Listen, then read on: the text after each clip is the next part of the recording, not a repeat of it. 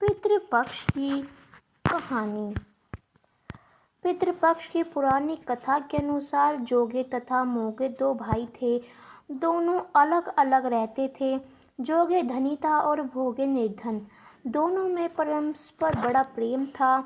जोगे की पत्नी को धन का अभिमान था, किंतु भोगे की पत्नी बड़ी सरल हृदय थी। पितृपक्ष आने पर जोगे की पत्नी ने उसे पितरों का श्राद्ध करने के लिए कहा, तो जोगे इसे व्यर्थ का कार्य समझकर टालने की चेष्टा करने लगा। किंतु उसकी पत्नी समझती थी कि यदि ऐसा नहीं करोगे तो लोग बात बनाएंगे। फिर उसे अपने मायके वालों को दावत पर बुलाने और अपनी शान दिखाने का यह उचित अवसर लगा।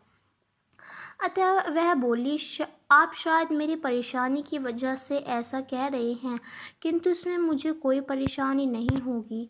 मैं भोगों की पत्नी को बुला लूँगी, दोनों मिलकर सारा काम कर लेंगे।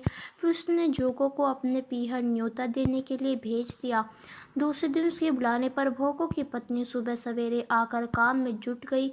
उसने रसोई तैयार की, अनेक पकवान बनाए, फिर सभी काम निपटाकर अपने घर आ गई। आखिर उसे भी तो पितरों का श्राद्ध अर्पण करना था।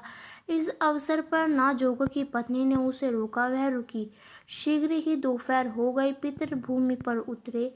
जोगे भोगे के पितर पहले जोगे के यहाँ गए तो क्या देखते हैं कि उसके ससुराल वाले वहाँ भोजन पर जुटे हुए हैं। निराश होकर वे भोगे के यहाँ गए। वहाँ क्या था, मात्र पितरों के नाम पर अघियारी दे दी गई थी। पितरों ने उसकी राख चाटी और भूखे ही नदी के तट पर जा पहुँचे। थोड़ी देर में सारे पितर इकट्ठे हो गए और अपने अपने यहाँ के श्राद्धों की बड़ाई करने लगे।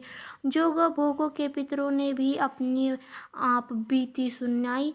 फिर वे सोचने लगे, अगर भोगों समर्थ होता तो शायद उन्हें भूखा न रहना पड़ता, मगर भोगों के घर में तो 2 जून की रोटी भी खाने को नहीं थी।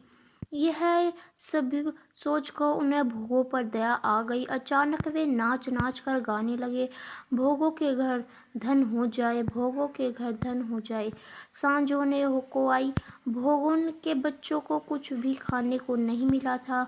उन्होंने माँ से कहा, भूख लगी है। तब उन्हें टालने की गरज से भोगों की पत्नी ने कहा, जाओ, आंगन में ओधी रखी है, उसे जाकर खा लो और कुछ मिले बांट कर खा लेना।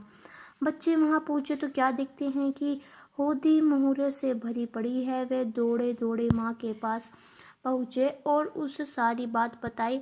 आंगन में जाकर भोगों की पत्नी ने यह सब कुछ देखा तो वह भी हैरान रह गई। इस प्रकार भोगों की धनी हो गया, मगर धन का पाकर वह घमंडी नहीं हुआ। दूसरे साल का पितृपक्ष आया।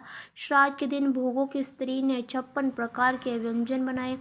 ब्राह्मणों को बुलाकर श्राद्ध किया, भोजन कराया, दक्षिणा दी। जेठ जेठानी को सोने चांदी के बर्तन में भोजन कराया। इससे पितर को बड़ा प्रेम प्रसन्न तत्पर हुए।